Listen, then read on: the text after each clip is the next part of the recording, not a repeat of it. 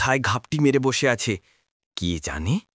চন্দনা, চন্দনা, বাবু সাবধান, বাবু সাবধান। চন্দনা, চন্দনা। টিয়া নয় তো? নিজে চোখে দেখলুম। এক্ষুনি বলল, বাবু সাবধান। টিয়া টিয়া টিয়া। চন্দনা, তুই ফিরে এসেছিস। চন্দনা, কে? চোখ রেখেছিলাম, কারো হাতেই নেই, অথচ 4 দিনের টাটকা জখম। এই চন্দনা চুরি আর সাধন দস্তিদারের রহস্যময় অন্তর্ধান আমায় সবচেয়ে ভাবিয়ে তুলেছে। পেস্টনজি, 70 বছরের বুড়োর পক্ষে এটা করা সম্ভব কিনা বলা যাবে না। তৃতীয়, অচিন্ত হালদার।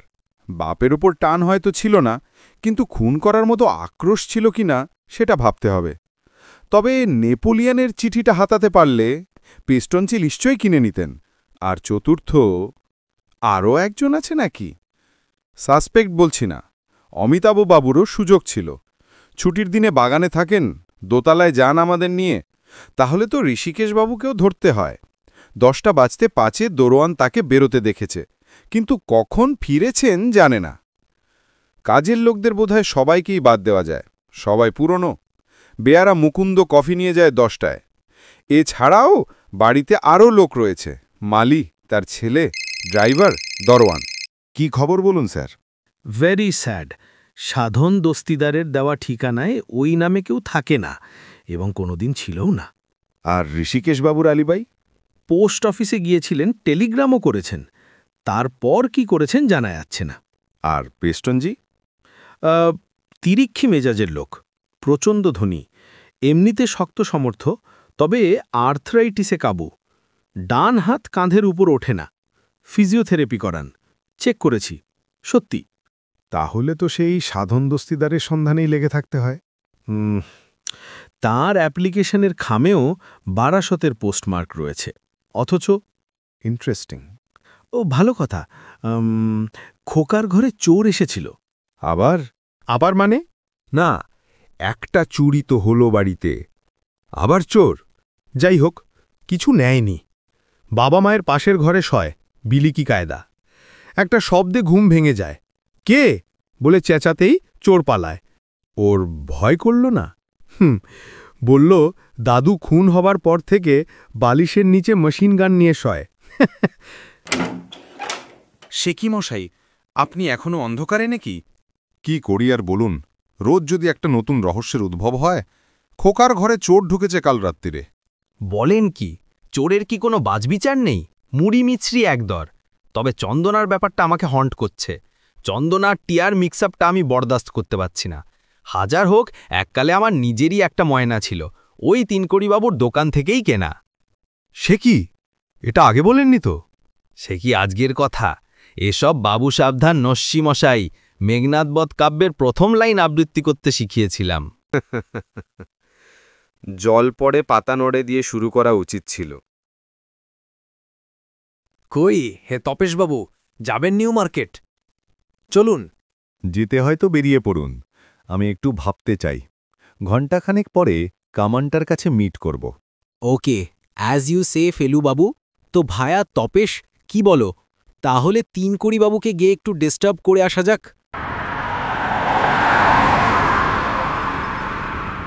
হাতিবাগান ছেড়ে নিউ মার্কেটে এসেছিলেন পাখি কিনতে?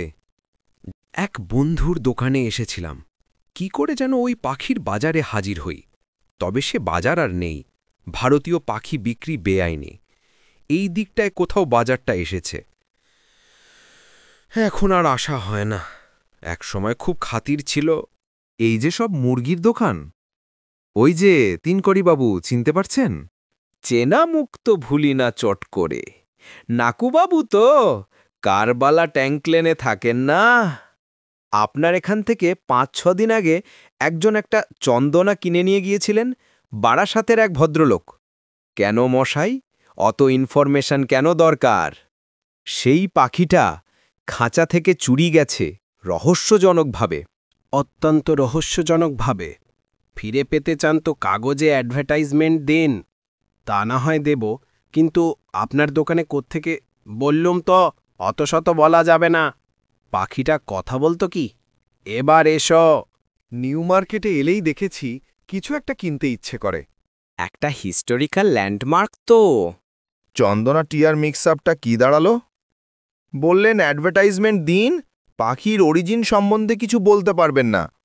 আমিও তাই ভেবেছি, তবে পাখির আগে পেস্টনজির ব্যাপারটা সেরে নি। এই নাম তো পার্সিদের হয় বলে শুনেছি। হ্যাঁ, তবে এটা শুনেছেন কি এরা প্রায় সিরাজউদ্দৌলার আমল থেকে কলকাতায় রয়েছে? বলেন কি? সিরাজউদ্দৌলা? নেপোলিয়ন? আমার তো গায়ে কাঁটা দিচ্ছে মশাই। কাটার স্টক এক্সস্ট করে ফেলবেন না। এর বাড়িটাও সম্ভবত ১৫০ বছরের। ১৩৩-২ বউবাজার স্ট্রিট। ১৫০ বছর? সেপাই মিউটিনি। হেঁটেই উঠতে হবে। পেস্তনজি, একটু দাঁড়ান। 5 মিনিট। ঠিক আছে। But you are not one man. 3 makes a crowd. আমি অপোলোজাইজ করছি তার জন্য। আপনি ইগনোর করতে পারেন যদি চান। Sit down. What do you want? আপনি Parvati হালদারকে... My God, not again.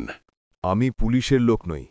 আমি শুধু জানতে চাইছিলাম এই নেপোলিয়নের চিঠিটা সম্বন্ধে আপনার কি মত। তুমি দেখেছো চিঠিটা?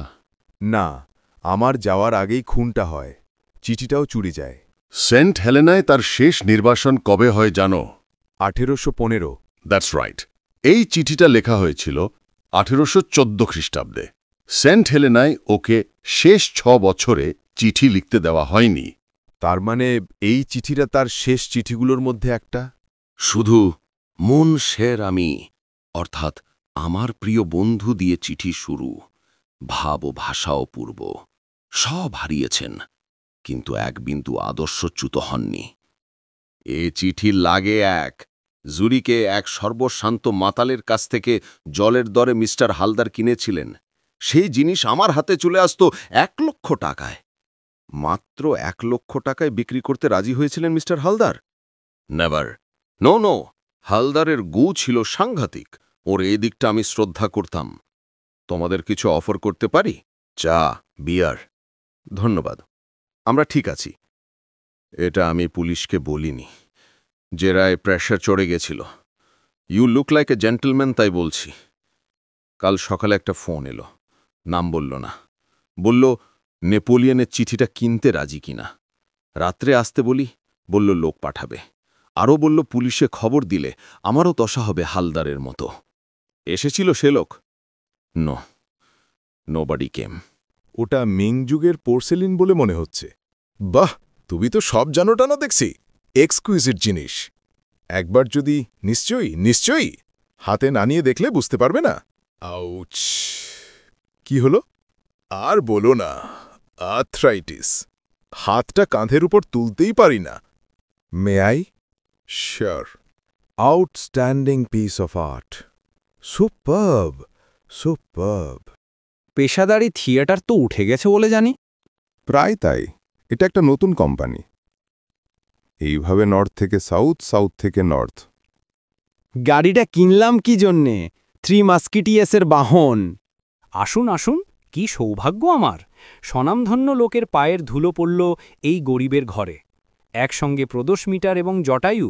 বোম্বাইয়ের বম্বেটের সাকসেসের পরে আমারও একটা ইচ্ছে আছে, আপনার গল্প নিয়ে নাটক করি। আপনার একটা জায়ান্ট অমনিবাস পাঠিয়ে দেবেন না হয় মিস্টার পোদ্দারকে? সার্টেনলি। আমি বইটই পড়ি না, তবে আমার লোক পড়ে আমায় ওপিনিয়ন দেয়। তা বলুন মিস্টার মিত্তির, আপনার কি কাজে লাগতে পারি? আপনার একটি হিরো সম্বন্ধে ইনফরমেশন চাই, অচিন্ত হালদার। অচিন্ত? ও হ্যাঁ হ্যাঁ, একটা ছেলে ঘোরাঘুরি করছে বটে। চেহারা ভালো, ভয়েসে গণ্ডগোল। টিভি বা সিনেমায় হতে পারে। ও আমাকে টাকাও অফার করেছে হিরোর পার্টের জন্য। আপনি এগ্রি করেননি? নো মিস্টার মিত্তির, নতুন কোম্পানি, এসব ব্যাপার রিস্কি।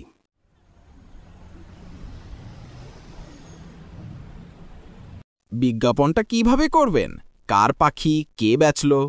সিম্পল।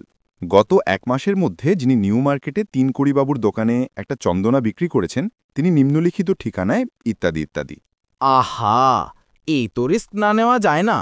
রহস্য যেরকম উত্তরোত্তর বৃদ্ধি পাচ্ছে, কোথাকার জল কোথায় গিয়ে দাঁড়ায় বলা মুশকিল। দাঁড়ান, এই নতুন রহস্য হচ্ছে সেই লোক চিঠি নিয়ে আসবে বলে এলো না কেন, তাই তো? ঠিক, সে লোক চিঠিটা পাবে আশা করেছিল, কিন্তু শেষ পর্যন্ত পায়নি। তার মানে যে চুরি করেছে সে নয়, অন্য লোক। ওরে বাস, তার মানে একজন ক্রিমিনাল বাড়ল। আচ্ছা ফেলুদা, পেপার ওয়েট দিয়ে মাথায় মারলে লোক মরবেই, এমন গ্যারেন্টি আছে কি? Good question. উত্তর না, নেই। তবে এক্ষেত্রে যে মেরেছে তার হয়তো ধারণা ছিল মরবেই। কিংবা অজ্ঞান করে জিনিসটা নিতে চেয়েছিল, মরে যাবে ভাবিনি। রয়্যালের খাওয়া যে ব্রেন টনিকের কাজ করে সেটা তো জানা ছিল না। অবশ্য এগুলো জেনেও খুব সুবিধে হচ্ছে না। লোকটা এমন আশ্চর্যভাবে গা ঢাকা দিল, ঘটনাটা প্রায় অসম্ভবের পর্যায়ে পড়ে। বাড়িতে গিয়ে করবোটা কি সারাদিন? সেদিন স্ক্র্যাবেলটা কিনে একটা চেপে গেছে, কাল ডিকশনারি নিয়ে কাটিয়েছি। আপনাদের সঙ্গে লড়ে যাব।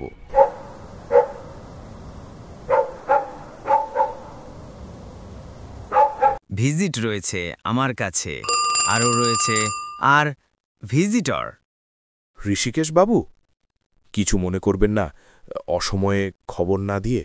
বসুন, ঠান্ডা হয়ে কি ঘটনা বলুন। একতলায় একা থাকতে বেশ সাহসের দরকার। কাল রাত 10টা নাগাদ দরজায় টোকা পড়ল। জিজ্ঞেস করাতে আবার টোকা। ভাবলুম খুলব না, কিন্তু সারা রাত এইভাবে চললে যা থাকে কপালে ভেবে খুললাম। একটি লোক খোলামাত্র ঘরে ঢুকে দরজাটা বন্ধ করে দিল। চাপকা দাড়ি, ডান হাতে ছোনাটা পয়েন্ট করা। কি বললেন সাধন দস্তিদার? বললেন বাহাদুর শাহের যে পান্না বসানো সোনার জর্দার কৌটোটা মিস্টার হালদারের সংগ্রহে আছে, সেটা তার চাই। আমি যেন আজ রাত্রিরে 11টার সময় মধুমুরল্লির দিঘির ধারে শ্যাওড়া গাছটার নিচে সেটাকে নিয়ে ওয়েট করি। আপনার পারিশ্রমিক? কচু পোড়া। বলল পুলিশে খবর দিলে নির্ঘাত মৃত্যু। রাতে দরওয়ান থাকে না? আমার ধারণা সাধু পাঁচিল টপকে আসে, ওই ঘরেই থাকত, তাই চিন্ত।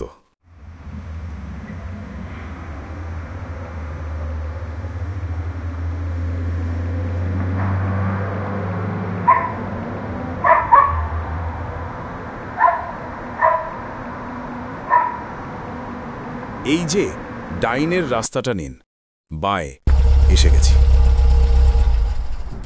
গাড়িটা এখানেই থাক, আপনাদের জায়গাটা দেখিয়ে আসি। ইনি আমাকে নয়, বড় রাস্তায় ছেড়ে আসবেন। আমি বাইকের রিক্সা করে ঠিক 11টায় ফিরে চলে আসব। এই যে মধুমুরিলির দিঘি। শীতকাল বলে রক্ষে, না হলে এতক্ষণে নির্ঘাত সাপের পেটে। লালমোহনবাবু, লালমোহনবাবু, ঠিক আছেন? Perfectly all right.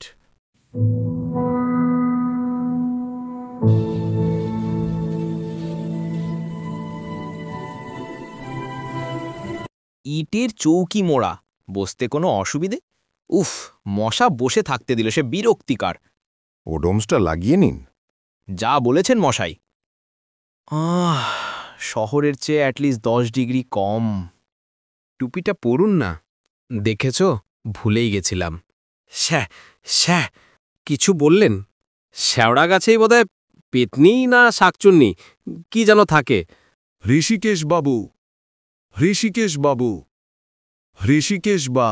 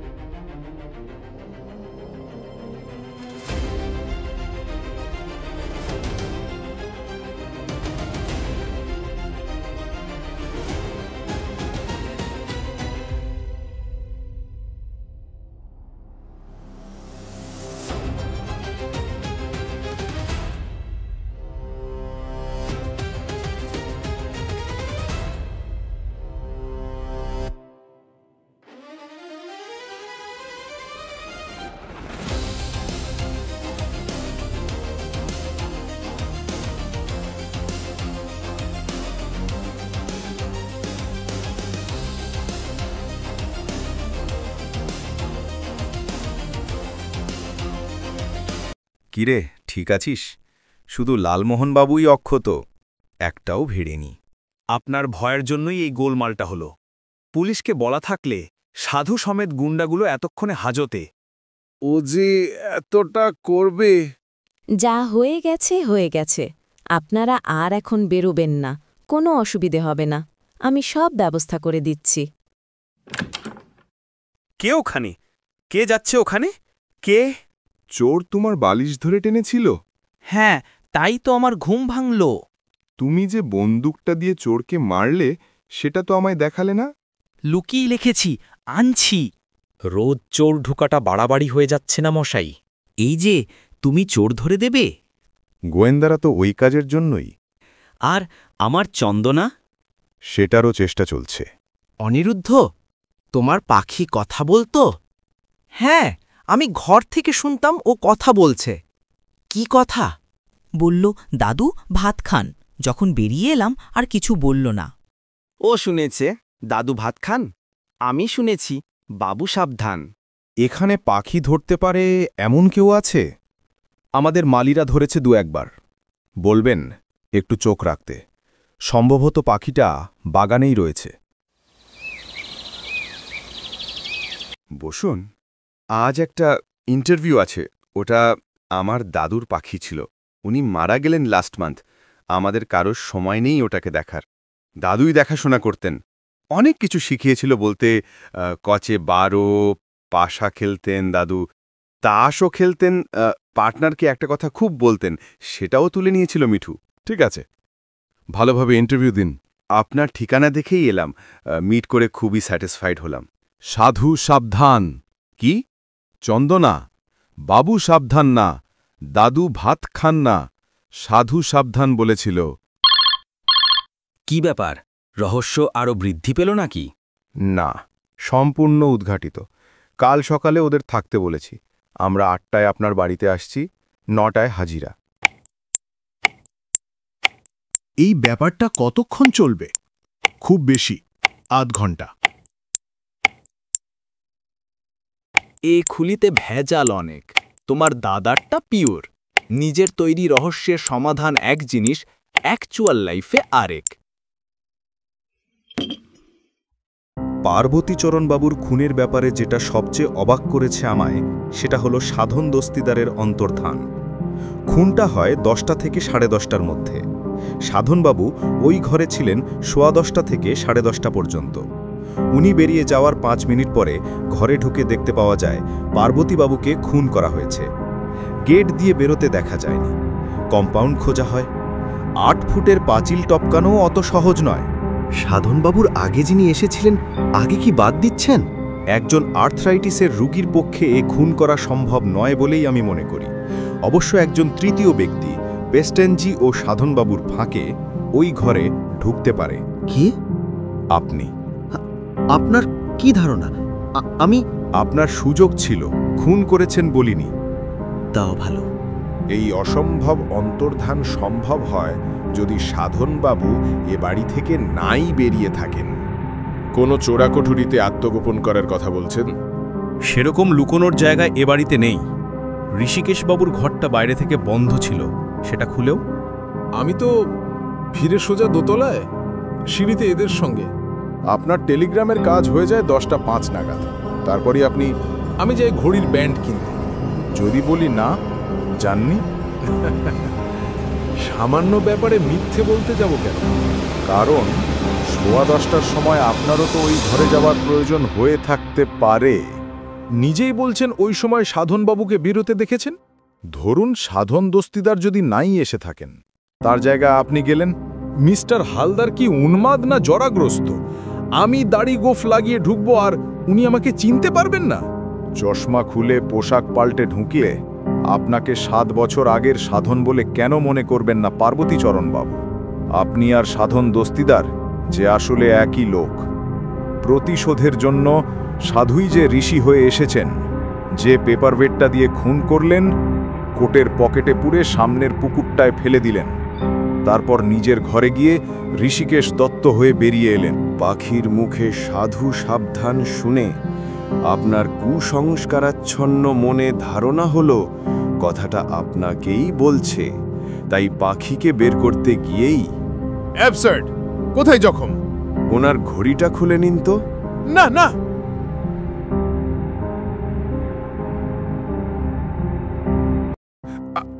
আমি খুন করতে চাইনি। বিশ্বাস করুন, সেটা অবিশ্বাস্য নয়। আপনার উদ্দেশ্য ছিল চিঠিটা পেস্টানজির পেছনে বিক্রি। আমি না। কথা শেষ করতে দিন। ফেলু মিত্তির আধা খেচড়াভাবে সমস্যার সমাধান করে না। চিঠিটা বের করে দিয়ে গেলেন আরেকজনের কাছে। বাড়িতে খানাতল্লাশির ভয়ে দ্বিতীয় ব্যক্তিও সাময়িকভাবে চিঠিটা চালান দেয় অন্য জায়গায়। তাই না অচিন্ত্যবাবু? ভুলে যান, সবই তো জেনে বসে আছেন। 10:30টার একটু পরেই ভাইপুর ঘরে গেলেন। ভাইপুর ঘরে যাওয়াটা কি অপরাধ? না, তা নয়, কিন্তু তার প্রিয় মেশিন গানটা তার অনুপস্থিতিতে হাতড়ানোটা আপনার ভাইপোর ঠিক ঠেকত না। তারপর রাত্রে সেই ঘরে চোরের মতো ঢোকা, চিঠিটা লুকিয়েছিলেন যেখানে হাতড়েও তার নাগাল পেলেন না। এদিকে 1 লক্ষ টাকার বিনিময়ে চিঠিটা অফার করা হয়ে গেছিল পেস্তর নজির কাছে। আমি যখন লুকিয়েছি সেটা খুঁজে পাবো না কেন একটু বলবেন? কারণ সেটা ছিল ওর বালিশের তলায়, খোকার প্রিয় মেশিন গানের ব্যারেলের ভেতরে খুবই নিখুঁতভাবে গুঁজে রাখা। তাই রোজ রাতে চোরের মানে অচিন্ত্যবাবুর খোকার ঘরে হানা দেওয়া, তার মাথার বালিশ উঠিয়ে নিয়ে মেশিন গানটা ছিনিয়ে নেওয়ার প্রচেষ্টা। এই যে আজ সকালে এটা চেয়ে এনেছি। আর এই হল 1814 খ্রিস্টাব্দে লেখা সম্রাট নেপোলিয়নের চিঠি। সাধু, সাবধান! আমার বন্ধুদের বলবো তুমি আমার চন্দনাটা খুঁজে দিয়েছ। তোমার শঙ্করদা ধরে দিয়েছে না? আমি চাই আমার বাবার কালেকশন থেকে কোনো একটা জিনিস আপনি বেছে নিন আপনার পারিশ্রমিক হিসেবে। তা হয় না। আমি এসেছিলাম অনিরুদ্ধর ডাকে। তার কাছ থেকে তো আর ফি নেওয়া যায় না। জলের তল পাওয়া যায়, মনের তল পাওয়া দায়। আপনার অতলস্পর্শী চিন্তা শক্তির জন্য আপনাকে একটা অনারারি টাইটেলে ভূষিত করলাম, ABCD। ABCD, Asia's best crime detective. ABCD, ABCD।